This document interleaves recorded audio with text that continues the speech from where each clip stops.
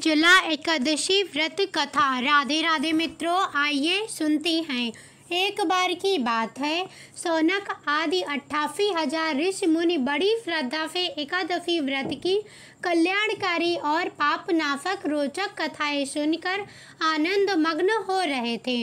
इस बीच कुछ ऋषियों ने ज्येष्ठ शुक्ल एकादशी की कथा सुनने की प्रार्थना की।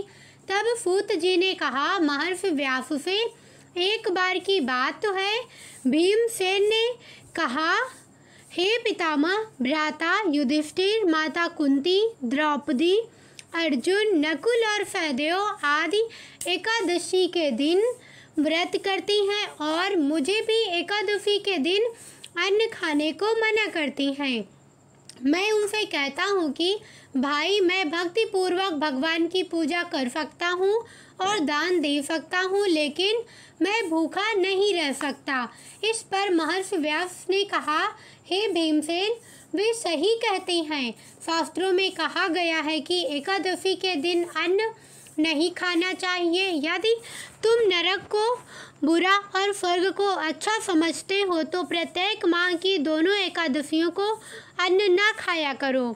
महर्षि व्यास की बात सुनकर भीमसेन ने कहा, हे पितामह, मैं आपसे पहले ही कह चुका हूँ कि मैं एक दिन तो क्या, एक समय भी भोजन के बिना नहीं रह सकता। फिर मेरे लिए पूरे दिन का उपवास करना क्या संभव है? मेरे पेट में अग्नि का वास है, जो ज़्यादा अन्न खाने पर ही शांत होती है। यदि मैं प्रयत्न करूं तो वर्ष में एकादशी का व्रत अवश्य कर सकता हूं। अतः आप मुझे कोई एक ऐसा व्रत बताइए जिसके करने से मुझे स्वर्ग की प्राप्ति हो सके। भीमसेन की बात सुनकर व्यास जी ने कहा, हे पुत्र, बड़े बड़े ऋषि और महर्षियों ने बहुत से शास्त्र आदि बनाए हैं। यदि कलयुग में मनुष्य उनका आचरण करे तो अवश्य ही मुक्ति को प्राप्त होगा। उनमें धन बहुत कम खर्च होता है। उनमें से जो पुराणों का सार है वह यह है कि मनुष्य को दोनों पक्षों की एकादशियों का व्रत करना चाहिए। इससे उन्हें स्वर्ग की प्राप्ति होती है। महर्षि व्यास ने कहा, हे वायुपुत्र, वृषभ संक्रांति और मिथुन संक्रांति के बीच में ज्येष्ठ माह की शुक्ल पक्ष की एकादशी आती है। उस दिन निर्जल व्रत करना चाहिए। हालांकि इस एकादशी के व्रत में स्नान और आचमन करते समय यदि मुख में जल चला जाए तो इसका कोई दोष नहीं है, लेकिन आचमन में 6 मासे जल से अधिक जल नहीं लेना चाहिए। इस आचमन से शरीर की शुद्धि हो जाती है। आचमन में 6 मासे से अधिक जल मद्यपान के समान है। इस दिन भोजन नहीं करना चाहिए। भोजन करने से व्रत नष्ट हो जाता है। सूर्योदय से सूर्यास्त तक यदि मनुष्य जलपान ना करे तो उसे 12 एकादशियों के फल की प्राप्ति होती है। द्वादशी के दिन सूर्योदय से पहले ही उठना चाहिए। इसके बाद भूखे ब्राह्मण को भोजन कराना चाहिए। इसके बाद स्वयं भोजन करना चाहिए।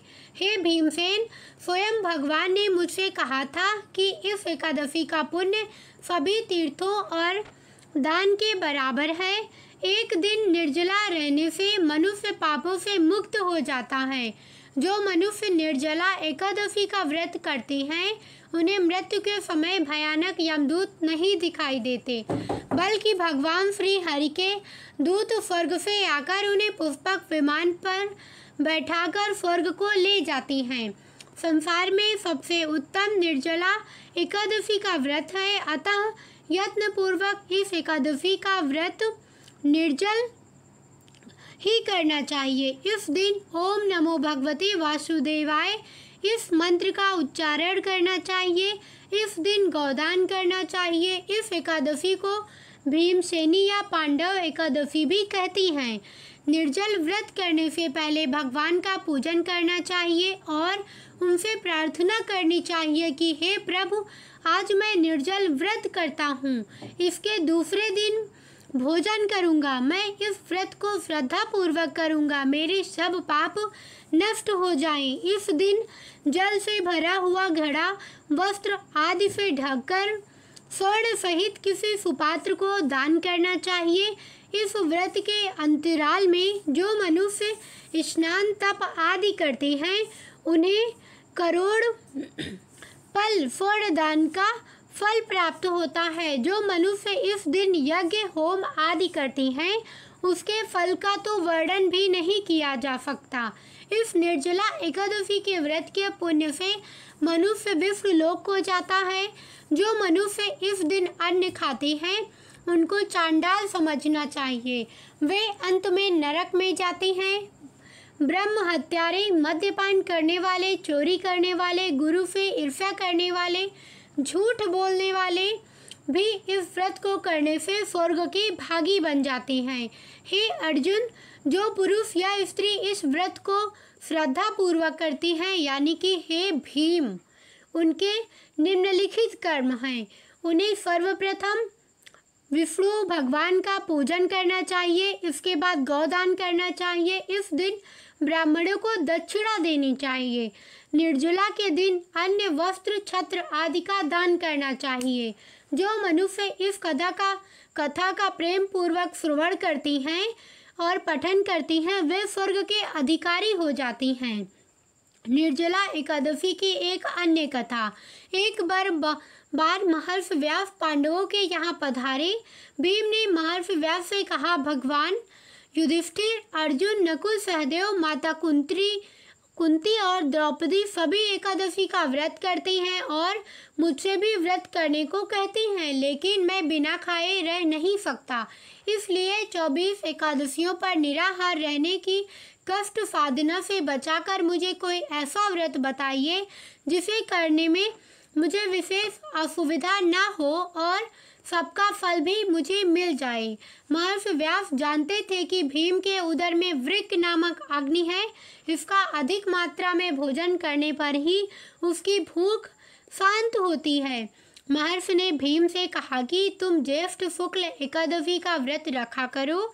इस व्रत में स्नान आचमन में पानी दोष से कोई दोष नहीं होता। इस व्रत से अन्य 23 एकादशियों के पुण्य का फल भी तुम्हें मिलेगा। भीम ने बड़े साहस के साथ निर्जला एकादशी व्रत किया, जिसके परिणाम स्वरूप प्रातः होते होते वह अचेत हो गए।